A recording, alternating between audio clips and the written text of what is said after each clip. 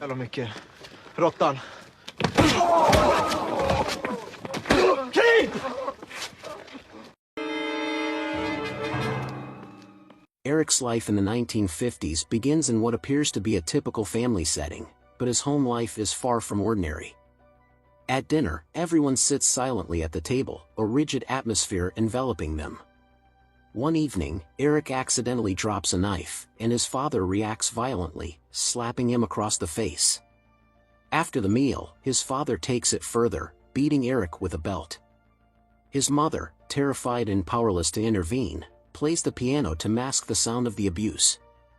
This harsh and abusive environment shapes Erik into an angry and aggressive young man. At school, his temper frequently gets the better of him, leading to fights with classmates. After yet another incident, Erik is expelled, and when he returns home, he finds his mother speaking quietly with a lawyer. The man leaves but discreetly hands Erik a business card, offering a glimmer of hope. Erik's mother, uncharacteristically gentle, informs him that he will be sent to boarding school immediately. At the boarding school, Erik is greeted by Otto Silverheel, a senior student who is a star athlete and accomplished horse rider. Otto warmly welcomes Erik, shows him around the campus, and introduces him to the dormitory, offering help whenever Erik might need it. Erik's roommate, Pierre, is a book-loving jazz enthusiast who is passionate about studying. The two quickly form a bond, with Pierre even offering to help Erik with math. Erik begins to navigate the school's social structure, noting strict seating rules in the cafeteria. Younger students are forbidden from sitting with seniors, and wealthier students avoid mingling with poorer ones. During one meal, a student rudely interrogates Erik about his father's political views. Erik's curt response catches Otto's attention, who, as chairman of the student council, orders the kid to stand. His enforcer, Darla, strikes the kid on the head with a knife handle as punishment. The teachers at the school prove to be no better. In a history lesson, the instructor uses students as examples of his discriminatory views on national superiority, mocking Erik as a typical Germanic type and ridiculing Pierre for his southern appearance. Later, Erik vents his frustration during lunch, but Otto overhears and assigns him a humiliating punishment, standing in the corner designated for underachievers. Erik refuses, leading to more disciplinary action.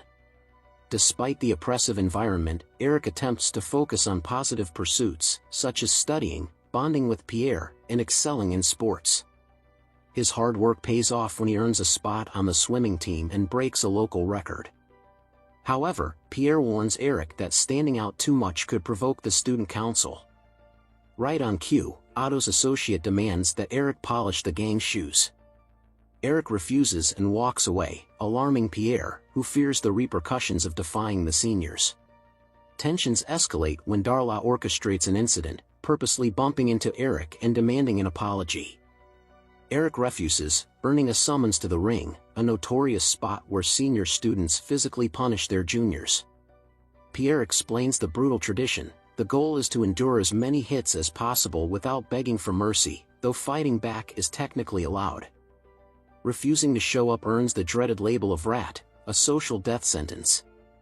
Erik decides not to attend, but Otto's gang retaliates by storming into Erik and Pierre's room, terrifying them under the pretense of an inspection.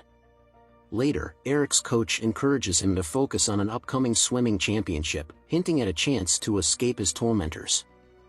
During lunch, Otto announces a student council meeting that evening where accused students, including Erik, must appear.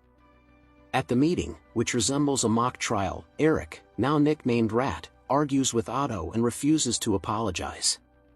This earns him 2 weekends of forced labor and 8 weekends of house arrest.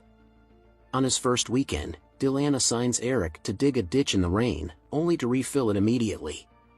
Later, a kind cafeteria worker, Maria, serves him food and offers encouragement despite his mistreatment. When the school empties for the weekend, Erik meets Maria again, and she invites him to a secret spot where they share a kiss. However, the dreaded Clower night arrives, a night of hazing for freshmen. Anticipating trouble, Erik and Pierre barricade their room but fail to keep the bullies out. Otto storms in, dumping sewage in their room. After cleaning up, Erik dumps the waste on Otto's face in revenge. The next day, Otto attacks Erik during lunch, but Maria's intervention stops the fight. At the swimming competition, Erik dominates, breaking records and winning the tournament.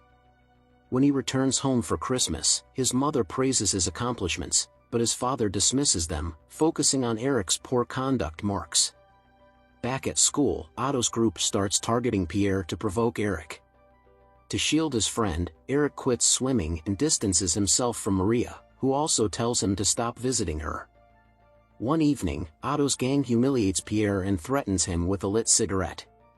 Erik offers to take the punishment, enduring the pain in silence. Later, Pierre faces Otto in a fight but is brutally beaten. Devastated, Erik vows to end Otto's reign. Otto then targets Erik, subjecting him to cruel labor and leaving him drenched in freezing conditions.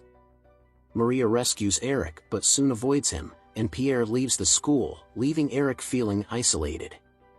Erik finally confronts Otto's lackeys, warning them of consequence and beating both up. Seeking Maria, he learns she was fired. A letter from Maria declaring her love and ensuring there's no pregnancy is intercepted and made public, humiliating Erik. He is expelled. Before leaving, Erik confronts Otto in the woods, forcing him to his knees and leaving him in tears. Days later he came back to school and retrieves the letter with the help of the lawyer who threatens legal action. Months later, Erik graduates with honors and stands up to his abusive father, asserting his independence. He visits Pierre, now preparing to study in Geneva, and begins working at a law firm while dreaming of becoming a lawyer to fight injustice. The friends part ways with hope for the future.